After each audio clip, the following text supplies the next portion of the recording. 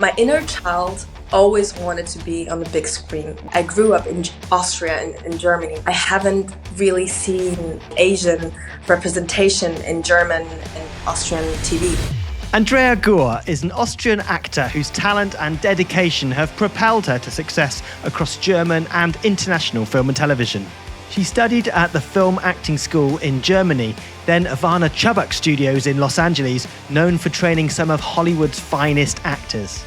Andrea made her screen debut in the German TV series We Are the Wave, and her breakout role was Jess in The Swarm, followed by German Genius and the upcoming Maxton Hall, The World Between Us. Known for her versatility and commitment to her craft, Andrea continues to make her mark in the entertainment industry, seamlessly bridging German and international markets with her compelling performances. Welcome to The Audition Show. You don't need to go to Hollywood to make incredible movies, inspiring movies you can do from anywhere. Welcome to the We Audition Show, Andrea. How are you doing? You are one of our first, international European interviewees that's not in either LA or England right now. Really? Thank you. Thank you, guys. I'm really excited. Where are you? I'm in Germany right now. I'm in Berlin. And that's Nice. because you've been shooting a bunch of stuff there, right? Yeah, I'm still shooting another project in Berlin. So, yeah. And also that's where I'm based. Yeah. Oh, is that Project Hush Hush? Are we allowed to talk about it? Oh, it's a German TV show, actually. It's a series which is airing in CDF. It's a German show. So, yeah. It's Probably like absolutely massive, and she's just keeping it quiet. No, She's quite humble, as Andrea, isn't she? I know, massive. I think you've just finished the second season of Maxton Hall, haven't you? Yeah, How does that feel to be part of that? That's really crazy because this year the first season of Maxton Hall came out, and then we had premiere, and then it aired on Amazon Prime, and then I don't know, I think it's been 2 weeks after that we got a green light for a second season, and then suddenly we were shooting the second season, and now we're back for a second season. It's crazy, like the time flew so much, like so quick, and I still haven't really reflected and processed everything. So they gave you the green light. So you didn't know that you were going for a second season until it aired on the TV for real? Yeah, so it's actually always like that. We have to like wait until like the final green light, and they always do that to like see if it really works. And apparently it did. So you're in hold. Are you like sort of, I don't know how it's structured. You booked for the time just in case? Or what if you're doing something else? Are you allowed to do something else? I wasn't doing something else, but I think they talk with my agent about that option. I honestly didn't know how they managed that.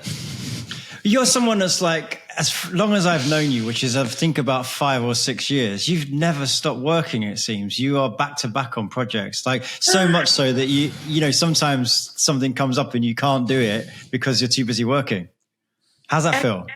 Yeah, it happened like this year. There were some projects I couldn't do because of the second season we were shooting, but I don't know. I feel like such an active person. You guys know me. I'm always on the run. I'm always doing something. But I think like this year, my mind really changed. Like I really figured out that I need to rest. I need to take those times where I'm not shooting and just do absolutely nothing. Because although I had like I didn't want to rest. I wanted to do more things. I wanted to go like to all those events and to meet like all those people, to connect and to inspire and to talk about the business and stuff. But this year is the year where I really stopped myself, and I'm like, okay, that's my limit. I really did too much. So What a nice place to be in. That's really lucky. It's aspirational in many ways. Is that because you have FOMO? Like, I mean, are all these other things important, or is it really all about the work? Like, do you like doing the red carpets and the parties and the events? And more to the point, do you find that that's been helpful to getting the jobs, or is it just fluff? It's crazy because in the past, I really enjoyed like going to all those events, to talking to all the people, and because like talking to everyone also gets me inspired to do our stuff. And it also makes me want to do more and more ambitious about stuff. And also it gives me the feeling I'm not alone in the business. Everyone feels kind of like the same. But yeah, I did because it was fun. And I hoped, of course, it could give me like opportunities to work. But I feel like right now, I don't feel like it would help me to go on those events. It would rather make it more difficult for me to like be me again. I'm struggling to find my normal habit, to find like my Andrea who's waking up, and not like a character that's waking up, because I'm still shooting for another project that's not done yet. So I'm really struggling to find like a real time to like just be me without. Do you think you get into your character and then does that absorb into what you think your real character is when you're doing a long series regular, or you're doing a character for a while? Or is it very separate in your mind? I think, yeah, definitely, like every character I play, like I get so inspired from every character, and also it gets into my real life, and it's not a bad thing. I just get inspired from the characters, and it gives me like more opportunities to look at different perspectives. But I don't know, it's just maybe we're all actors, so we're very sensitive. We talk to so many people, and there's so many stories, and it's just so loud. It's just, I can't even just be calm in my brain for 1 second. And it doesn't help if I go to like those events and socialize more and talk more, and it's getting louder. And of course, yeah, in the beginning there was FOMO. There was definitely fear of missing out. And when I see all my colleagues there, and I'm like, oh shit, I might miss something. I might miss the next opportunity, but it's not that. And you guys know I really believe in, be in the right time at the right place, and 222, It's like, I really believe in that. And also I figured it's also a right place and a right time when I just do absolutely nothing at home in peace with no voice.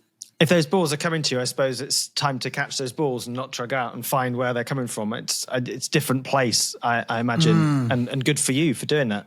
Yeah. Yeah, I always think it's like when you see people at events handing out a bunch of business cards and taking a bunch of business cards, there's only so many you can follow up on. We all only have 24 hours in a day. And exactly. I think you've done really well to recognize that when you are in a mode of work and a job, that's it. That's okay for that bit. Focus on that. And then when you need to go out and drum up some new business, that's when you do it, right? But take care of your health.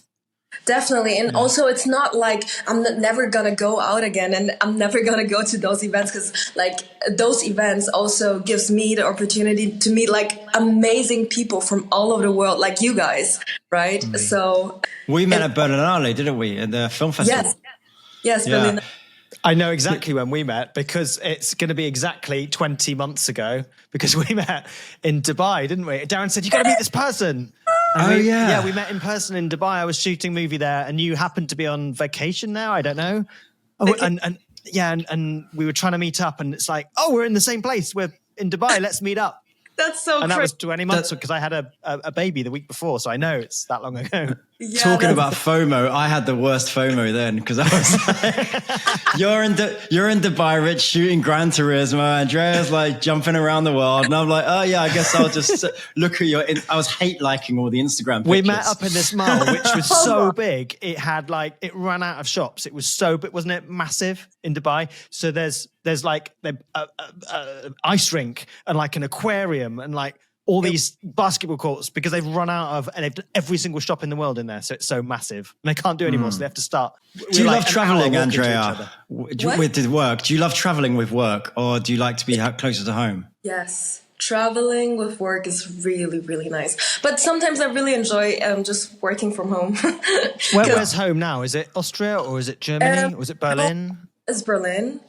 And it's just nice sometimes to wake up in your own bed and then get your pickup time and then just wake up and then go to work and then come back home and then just lay on your own bed. And yeah, it's something, it gives me a little comfort. But of course, like traveling is really, really nice. And also it's really inspiring. I mean, the Swarm, we were shooting in Italy, and that was really nice. Like, it was kind of like vacation with your cast members who are not shooting at the same time. You just go, through Rome, and then you watch the sunset, and it's really nice.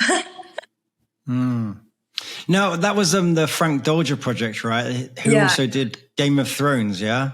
Yeah. Was that your first big epic kind of Hollywood-style production? Or had you done some before? It is, yeah.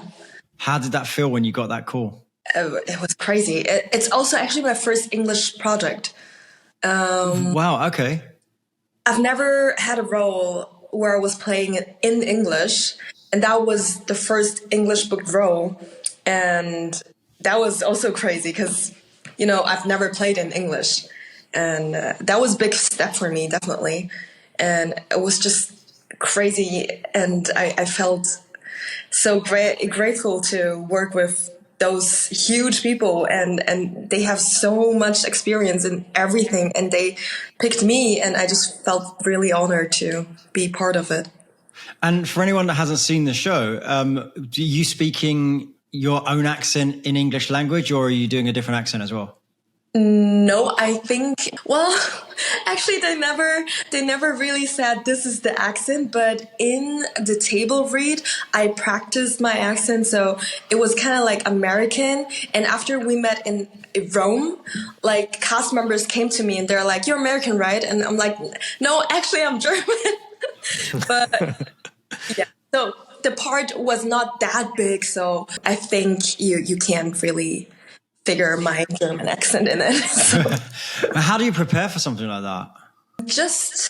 I just read through it a lot, and we have like the table reads and costume and makeup and everything. That makes a really big difference. Once I have my costume on, I'm like, okay, this is it. This is the role. And then you meet like your cast member. It's really about the whole package. Yeah. Do you find that costume when you're doing self-tapes or auditions, are you someone that likes to get in the character of costume as well? Actually, I did like it in the past, but then I got the feedback from a director, and he said, "I think you're too worried about the look." And then I was like, "Oh gosh, no, this is actually not what I was about to do." I just felt like the character would maybe need that, and then ever since, I don't know, I didn't really mind of the look no more.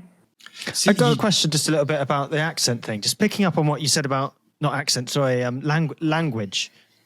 If you're doing something in an English language, I talk to myself in my head. Do you talk to yourself in your native? Do you speak to yourself in German, or do you speak to yourself in English? If you're doing a character that's thinking, I'm going to kill that person over there, how do you manage that? How does your brain? It must be huge.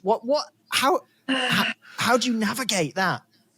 That's actually a really good question. I think I never thought of that before, because when I play, when I act, I'm not thinking about the language. I'm just listening in my head, right? So I'm just playing my part. But I think I am thinking in the language, what I'm speaking in the moment. Because since I also speak Mandarin with my parents, I do catch myself dream or like think in Chinese in Mandarin. So I guess it's same thing for English.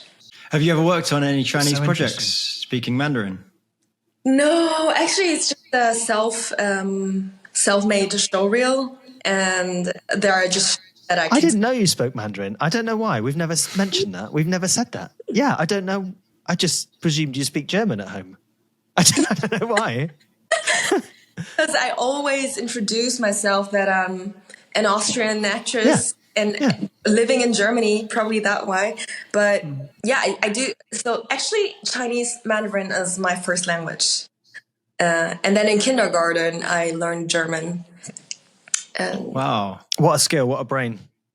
Yeah. Yeah. I mean, and I think if you look at the international shows that are coming out now more and more, you know, I think there's more of an appetite in Western countries for international shows. You've had massive success for Korean shows and films, and now, you know, the crossovers with things like Shogun and things like that. It's going to be a really good skill, I think, having multiple languages going forward as an actor. Yeah, I hope so for you. Yeah.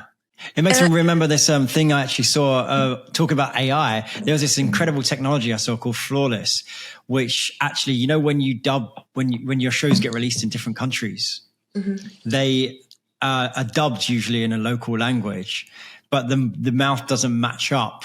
So the people watching in that country, they're getting their own language, but they're kind of not, it's not really cohesive. And this technology actually, AI moves your mouth. So it matches your acting to, you know, 20 different languages around the world, but it looks like you're natively speaking. Whoa. How do you feel about that as an actor? Are you okay with AI doing something like that? I don't know. Well, at Maxton Hall, I get so many messages from all over the world. Like, people really think that we were shooting the show in English. Even my brother, he was like, but you guys were shooting in English, right? And I'm like, how?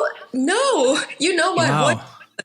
So that's like a really great job to the dubs in English from us. But do you know who did your voice in English? Actually, I haven't looked it up, but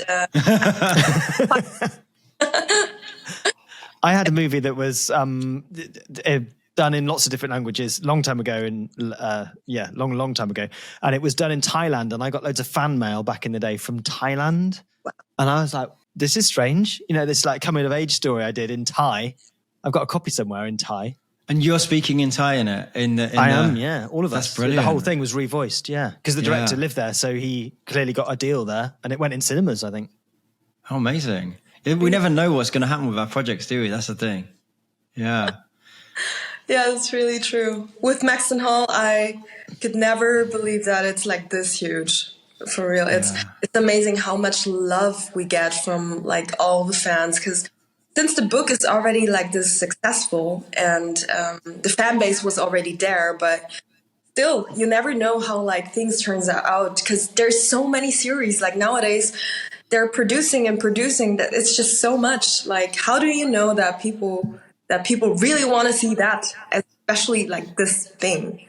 Yeah. Tell us more about Lynn then, the character. I've not seen it, and for anyone who hasn't seen it, who is she? So Lynn was so Maxton Hall is a high society school, like a high school, and Lynn was in that high society with those people. So she got to know her best friend, and it's Ruby. So yeah, she learned to be loyal and to find like real friendship. And in the show, the show is not that special. We don't have like special effects and I don't know, vampires or anything. It's just a simple love story. But I think maybe that's why people are watching it so much, because nowadays there's so much going on, like so much tragic in all over the world, and we just maybe like the fans are just about to watch the love story, which is simple, which doesn't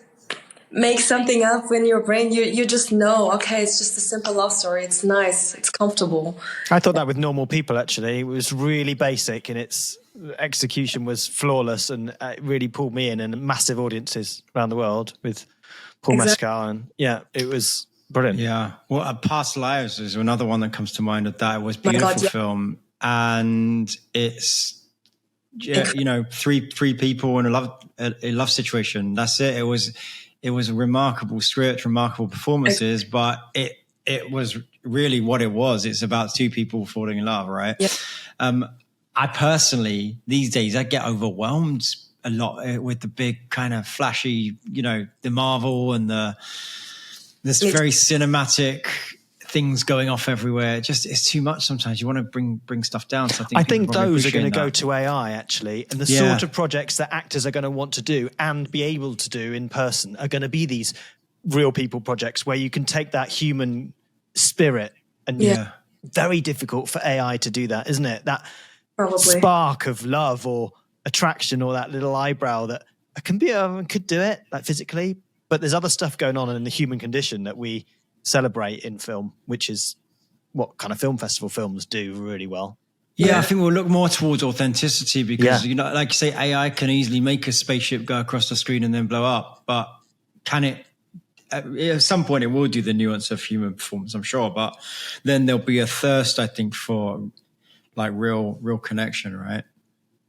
Yeah, but I think AI will never step in our way because actors, in the end, we're also we're still humans, and I don't know that AI can reproduce it like we do. I hope, at least.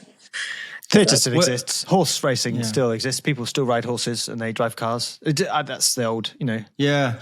Well, I mean, like I say, when NFTs were a thing, people still buy Picassos. In fact, they're worth more and more as time goes on. So just because you can create something digitally doesn't mean that art isn't still valued, you know? Mm. Yeah.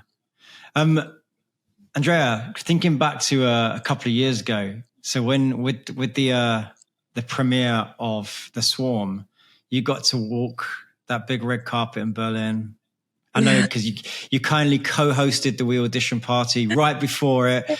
Testament to, listen, this is how hard you work. A testament to you. You literally co-hosted our party, then rushed off to the red carpet. Like, I don't know many people that would do that. In the green dress. Yeah, honored to have you do that because like that's a big night for you. But talk to us about that feeling of like, you know, it's a huge, massive film festival. It's in your hometown where you probably grew up looking at that being like, I want to be on there one day. And look how young you are and look how quickly you achieved it. I don't know. It's I'm just so full of gratitude. I think in the moment there's not a lot of time to like really feel, like to really feel the moment.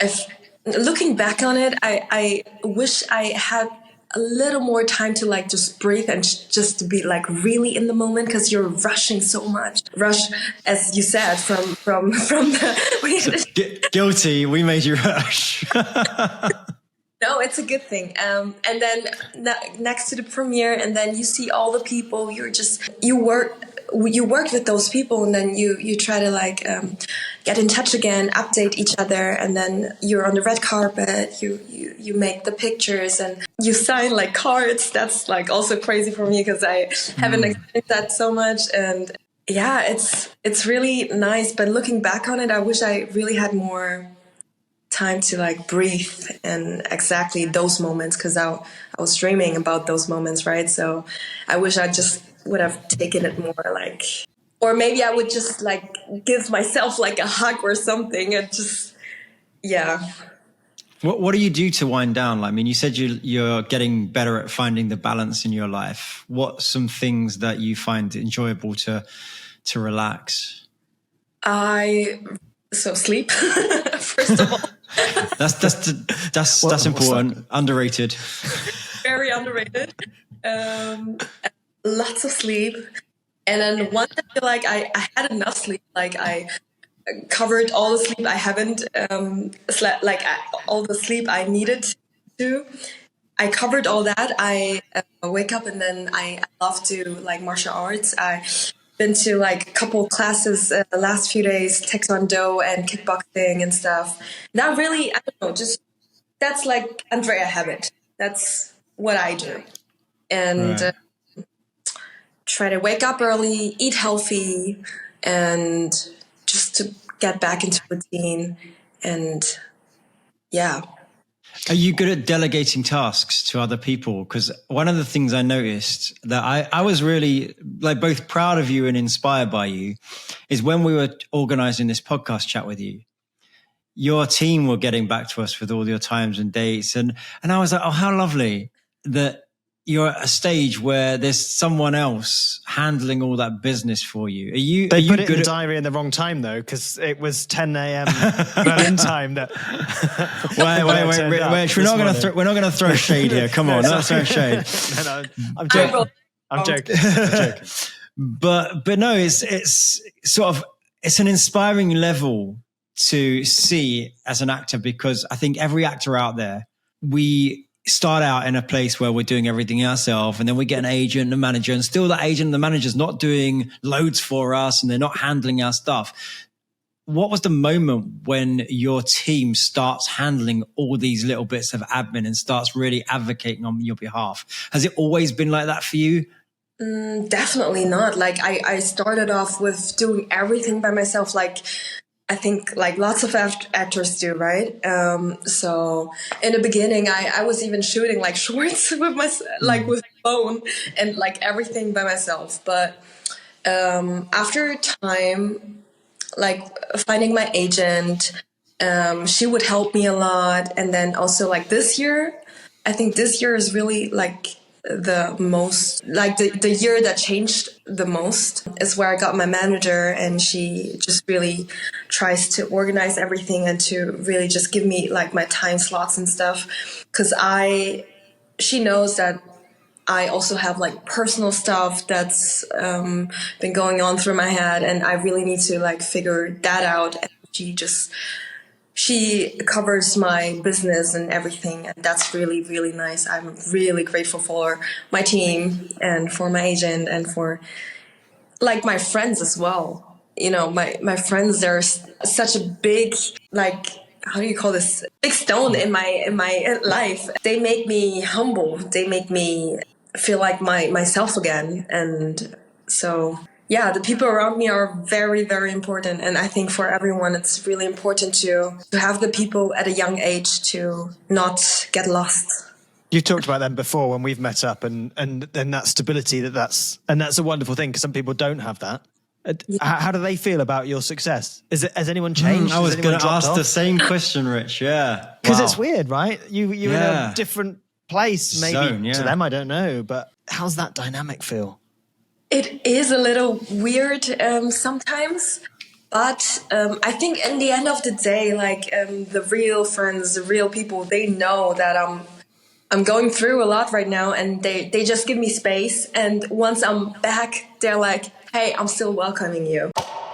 If you'd like to join the We Audition community, go to weaudition.com/show to get 25% off.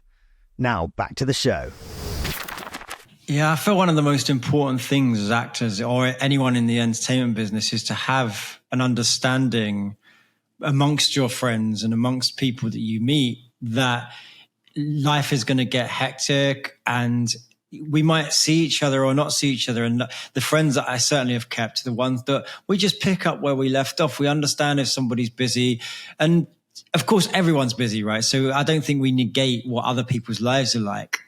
But I think what's interesting and different about an actor's life is if we go to work on set, we're around 40, 50 people, learning all those new names, having all those conversations. We have to have so many niceties. We have to have so many just because conversations. We're thinking of a bunch of stuff. So we're sort of socially and physically exhausted at the end of the day. Yeah. Whereas if you go to your regular job, which is just as hard, right? I'm not sort of dumbing anything down, but you might have an interaction with your boss and a client. That's your job. So you come home and you want to speak to your friends. I know what I'm like when I've had a busy day on set. I don't want to speak to anyone. Yeah. You know, and I think we understand that as artists, and that's probably why actors tend to gravitate towards each other as well. Maybe it's also a really special time, isn't it? You don't have all day, every day. Well, Andrea does. I don't have all day, every day on set. You know, those days are really special. She does. So that's the thing. She does. But those days are really special, and they're very full days. You know, you're getting up at stupid o'clock in the morning, and you're going to bed absolutely exhausted at the end of the day. You might have shot a few scenes when you're at your absolute peak performance, when you're on screen, being someone else. It is very difficult to keep your mental health. You know, it is. Definitely. And also when real life kicks in, when you really have like private stuff going on, and then you have like a shooting day where you need to like play the happiest character ever. Like for me, it's more exhausting to play happy when I'm sad than to play sad when I'm happy. You know Oh, what? yeah. And it's just really confusing with the brain because you don't know what you're feeling in the moment because actually you're sad, but right now I have to be like happy, and then you actually just shutting down your real emotions. And that's why I couldn't see my friends for a long time, because I needed to find like my balance, to find myself, to talk with them, because I don't want to meet my friends when I'm completely confused and probably saying things which I don't mean. Also, I have the pressure that I say something, and for example, in interviews or something, and then the fans are like, "Oh, she said this and this," and so I caught myself. I'm not that good in socializing anymore. Isn't that weird? Really? I think Because you're great in socializing. We had fun when we went out, and real Yeah. authentic. Well, I thought Andrea was, fantastic. We had a, good time going out, definitely, meeting people in a real, I felt, not a superficial way, but in a real way. And I felt that. And people see that on screen. I really think in the past I was really good at it, like you guys know. But like right now, I find myself having a hard time socializing. That's so weird. I don't know. Maybe I'm just not in my real balance right now. So that's why I probably need like a lot of rest and stuff. Or do you think maybe you're changing, which is okay as well? Like we all go through an evolution, right? I know for me, it's funny. People look at me as this massive extrovert. I'm quite as happy doing something chill with one person or on my own, but I do thrive off that as well. So I'm that kind of person that gets energized by lots of people and fun conversations, but then I get depleted. But I have noticed that the older I get and the more I move into different areas of my life, it's different things you want. So maybe you're just changing. Maybe, yes. Maybe you're right. Or maybe it's because I know that people from all over the world are watching. No. Maybe. Are you very conscious of that, of like being careful about what you say? I think so. Since the first season was explosively great, like the feedback we got, and then Instagram was exploding, and all the messages from all over the world, and it's so nice. Really, it's so loving to have all the messages. But then I'm trying to respond to everyone, and then I'm like, okay, shit, I can't come up with like all the messages. It keeps getting more and more, and then I feel like, oh my god, everything I post right now, everyone's watching, kind of. You said the word noise before, and do you think in your mind there's sort of noise when something's big? Yeah, maybe. Yeah, maybe I feel like I need to like put it down and just keep it casual, and just to see the series as a series I do, as every series I do. Like you, as an actor, you just give your best, right? It doesn't matter what it is. It doesn't matter if it's a student project or a Hollywood project. You just do your best. And maybe I should just calm down for a second and just look at it like a very nice project, which is actually in the second season, it was kind of like a student project. It doesn't mean like in a bad way. It means like, because it's so familiar. Everyone knows each other, and it's just like a very nice harmony workplace. Did Was you it all grow the up same wanting cast? to? Oh, sorry. Go ahead. Sorry, go on. Rich. I've got the. Was it all the same cast? It's set in a school, so was it all the same sort of students, all the same teachers, and the character? So that there was just new storylines rather than new characters, right? Yeah, exactly, and that's nice. We grow in the characters as well. So yeah. I was going to ask. I just watched a documentary last night. I think called Child Star. It's by Demi Lovato, where she interviews all the different child stars. From the Miley Cyrus. Talks about Hannah Montana and Christina Ricci and people like that. Did you grow up wanting to be famous? Oh, I think so. That's a question I was asking myself too. I'm like, do I want to do the job, or do I want to like be seen. And I answered the question a couple weeks ago for myself. I was just writing it down. Why do I do what I do? And I just caught myself, like, my inner child always wanted to be on the big screen. Why? Because I haven't seen, like, I grew up in Austria, in Germany, right? And I haven't really seen like Asian representation on TV in German and Austrian TV. And I told my parents I want to do that, and they're like, do you have any example? Like, how do you want to do that? And that was a sentence that really hurt me. And I was like, at that moment, I felt like, okay, I want to be that person who inspires little girls and who also wanted to do that. And I think at that moment, I was like, okay, no matter what, I'm going to find a way to get into the industry and to be the example for kids that were like me, who haven't seen themselves on screen. And that's like really, it really actually gets me really emotional, because I get like messages from people in Germany who are Asian, and they're like, hey, I saw your character in Maxton Hall and you really gave me like lots of inspiration. I'm trying to do like acting now. And like those messages, these are like it. That's why I'm doing what I'm doing. That's everything, right? Now, that must have been tough, though. Like, what your parents said was hurtful, but also realistic, right? And so what were the challenges for you to start when you were that little girl? I don't know how old you are, but you said, no, I want to do that. Then talk to us about the challenges of actually doing that. How did you pierce through? Because that was obviously what your parents' concern was obviously something that was very real. Yeah, their concern was that I'm not gonna get any jobs. I won't get any, like, I won't get a living from it and everything. I'm only gonna be in cliche roles and everything. That's what they were concerned about. And it's totally valid, because it was like that. But I told them I want to go to an acting school in Cologne. And that was the first time that I met people who were like, so my acting directors, so they were the directors of the school. They were like, Andrea, we really see your potential.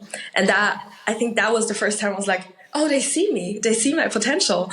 And then I kind of like shined. And then they picked me, like they got me into the school. I was 17. And actually they only get people inside over 18.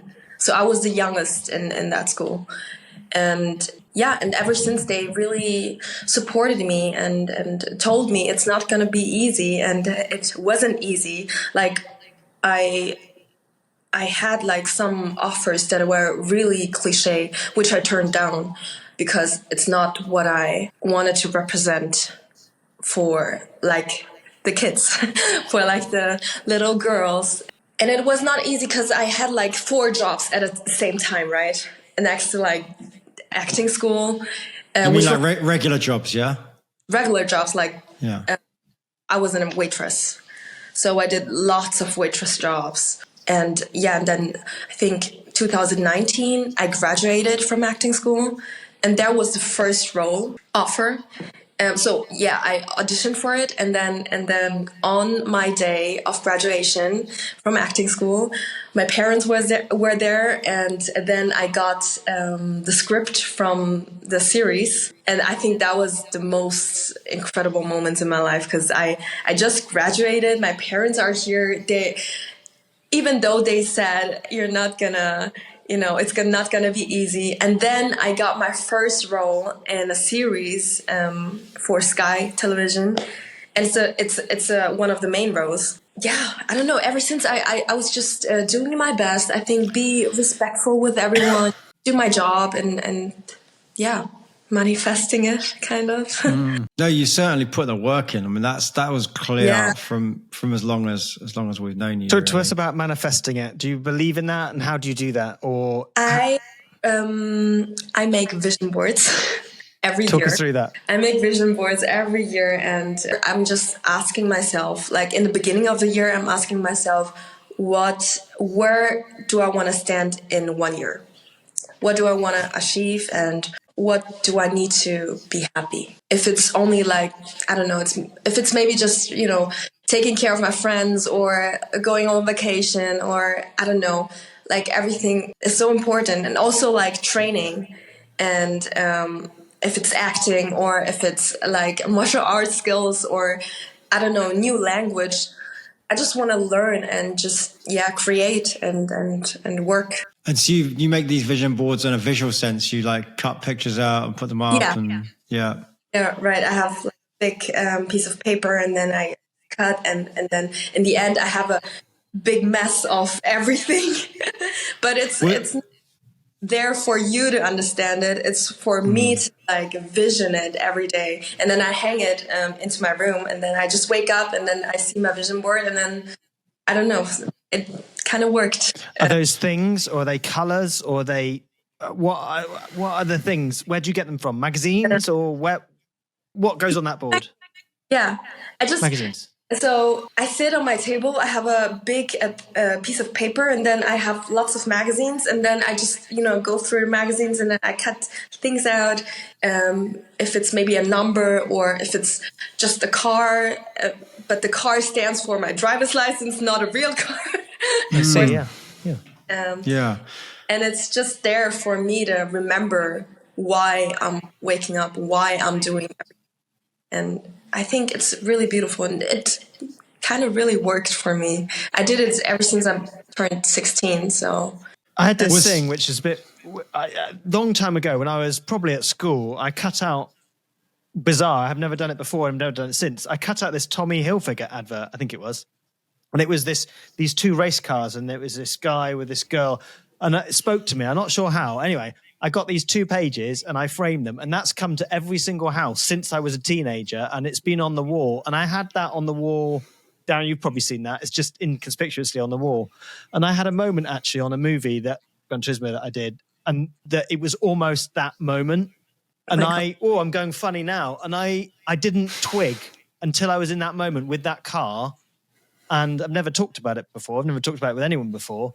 And actually that was very strange, and I'm not sure if I believe in manifestation, but that picture was very special to me for some weird reason. And it wasn't the same cars, it was all a bit weird, but I am a bit skeptical. There's something going on, and I don't know what it is. You're skeptical because that sounds like you're that's the opposite, right? It works for you. I should be skeptical because as an 8-year-old boy, I have pictures of Kylie Minogue on my wall, and I'm not married to her. So vision boarding didn't work for me, kids. I had Kelly Brook, I think, on my wall back then. And Kylie, maybe. Yeah. So Andrea, was Cannes Film Festival ever on your vision board? Not Cannes, but there was a film festival on my vision board. Oh, there you go. And you managed to come to 2 with us, right? You came to Sundance and to Cannes, right? And that's incredible. Because maybe Richard, just put something else on your room, and then just let's see in a couple of years. No, I really, really believe in that. And it really worked for me. I don't know if it works for other people, but for me, I started it. And ever since, I could really check every year. And that's just amazing to see. Well, I did a lot of research into this. When I first moved to LA, which was a long time ago, you were way too young to remember this, Andrea. But there was a big movie and book called The Secret. You probably know of it. It's been around for years. But this was sort of popping off in the time when I moved to LA, and everyone in LA was talking about manifesting. Oh, I just manifested that, and I just manifested this. And coming from England, I'm from a North London town. Like, we're very salt of the earth. We're like working class. I just thought it was LA woo-woo. I just was like, oh God, you just manifested this $50,000 check, or you manifested this Lamborghini. And then one day, a good friend of mine that seemed to be manifesting everything, she gave me the book, and she said, "You got to read this book." And I read the book, and I was like, okay, this is cool. It's interesting. And as with most books, I took what I took from it, and the bits I didn't like, I left. But then I met an author at a book signing thing. some event in LA, and they gave me a copy of this book called The Answer. And The Answer is written by two writers that said they were not misquoted in The Secret, but they were sort of primitively quoted it. It took what their concept was and really simplified it, which works for The Secret. And this book, The Answer, talks about the science of the brain and how manifesting actually works in a scientific sense. And I remember reading this example and I thought, this is so true. So if in the book it says, I want a red Lamborghini, I want a red Lamborghini, I want a red Lamborghini, one appears, the universe gives it to you. But what's really going on is if you think I want a red Lamborghini, you put the picture up of the red Lamborghini, you're thinking every day, you're speaking the affirmations, your front brain, which is like our RAM on our computer, it's the bit that does all the work, is constantly thinking red Lamborghini. Our back brain is where we store the memories and things like that. So we file things away there. And so if what you're thinking of every day is at the top of your mind, what happens is you start to see red Lamborghinis everywhere. You see the advert for it. Oh. You might see, if you're looking through the breakdowns, the red Lamborghini commercial casting is going to stand out to you more than something else, right? So you are starting to direct your attention towards what you need.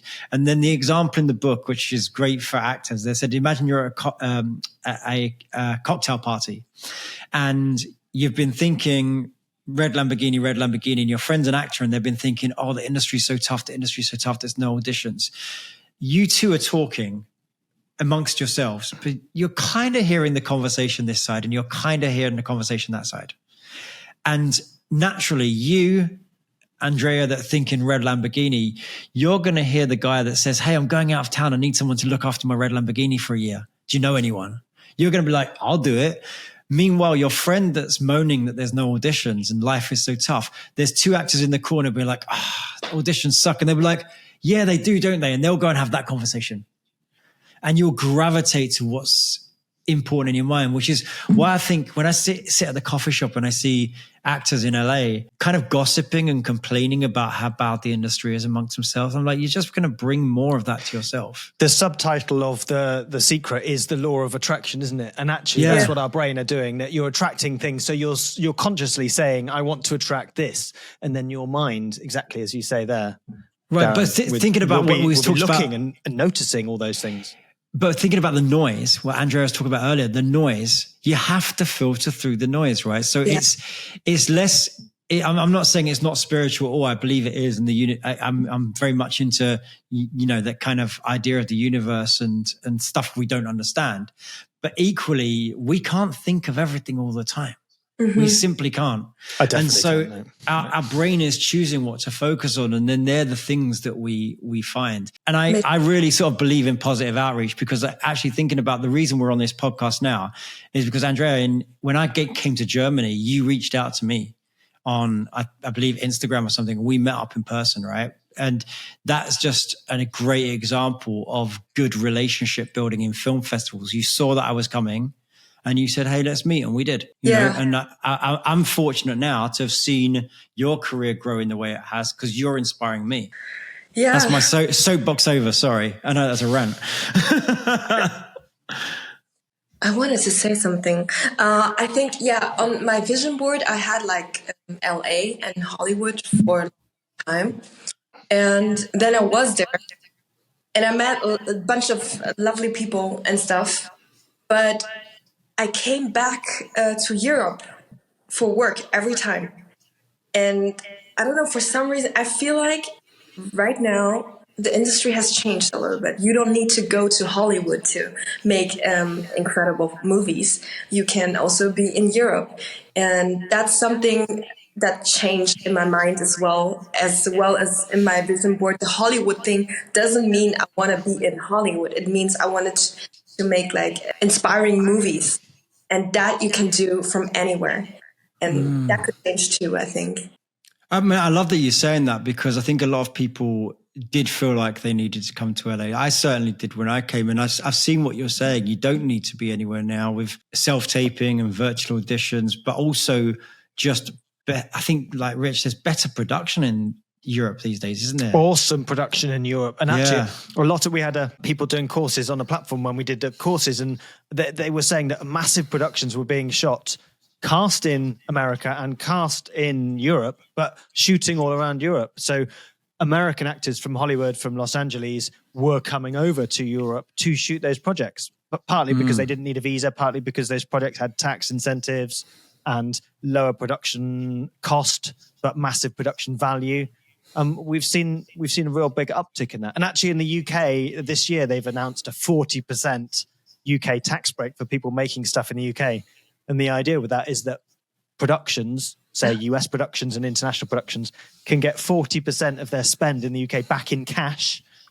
That's only going to drive more people, more big productions to shoot. That's free money, essentially. That's incredible. Shoot. And that'll spin off into other countries, and they all have their own versions of that. Poland has a big one as well, and other countries have those. Yeah. Where would you like to work, Andrea? Where would you like to work? Out of anywhere? Yeah, it's still on my bucket list because I really want to do a movie where my parents are really understanding every word I'm saying. I want to write something in for you. I've got a few things. I'm going to talk to Darren about this because maybe they can do a Mandarin Chinese character. I've got some. They're so cute, for the future, not now. There's too much now. Not now. In the future. My parents are watching like everything I'm playing in, like everything. But they're not they don't understand German so well, so they're just watching my face, but they don't know what I'm saying, basically. So I really want to do some Chinese movies to just let them finally understand what I'm saying. Well, have you ever been to Shanghai Film Festival or Hainan Film Festival? Actually, I haven't. I mean, that would be my advice to you is go there, go to one of those two festivals. They're massive. Or also Busan in Korea. That's another one, which really serves the Asian market like Cannes Film Festival does for, even though Cannes and Sundance is an international festival, when you go to those Asian-centric festivals, they really service the Asian market in the way that the others Hainan's bigger European. than Cannes in scale, isn't it? Not maybe in stature, but in size. Yes, it's new, but it's massive. Like the production is massive. Like bigger than anything I've been to. I've been to Hainan, and I was co-directing a theater play with kids. What, in Sanya, in Hainan? In Hainan, yeah. Oh, wow. And I was there for 2 months, and that was really, really nice with like the kids, and I was also translating from German to Chinese with my school director. He was also there, and the teacher in Hainan, they told me, Andrea, go back to Europe, do your thing, and then make a big name in Europe, and then come back. We're gonna welcome you with open arms. Now's the time. Well, you know what? I know some of the liaison because they flew me out to Hainan Film Festival for the second year. Oh wow! And I was like a special guest. I had to present awards and things like that. Walk the red carpet. So I'll hook you up with the liaison that I had there and see if they can bring you for the next one, because that film festival blew my mind. Oh my god! Yeah, that would be amazing. I also considered doing like just workshops in Beijing or something. Yeah. Just, get in touch with other creators. You should, they'd love you. Yeah, right. Oh, well, listen, it's been amazing chatting to you. We're so excited to see where your show goes and where all your career goes and stuff. And hopefully we'll get to see each other in person somewhere around the world soon, Hopefully. Thank you guys so much. I really Thanks for chatting to us. We really appreciate you. Well done. Thank you so much. Appreciate you. Thanks for listening to the We Audition Show. Your hosts were Darren Darnborough and me, Richard Cambridge, from We Audition, the leading professional actors community where you can connect, learn, elevate your career, and always get a self-tape reader on demand. We hope you enjoyed this episode. If you're a We Audition member, or even if you're not, we would love it if you could please subscribe to this podcast, as it really helps us. And if you have friends who might get value from this episode, please share the link with them. You can find us at weaudition.com or for your iPhone or iPad by searching We Audition on the App Store. See you next time.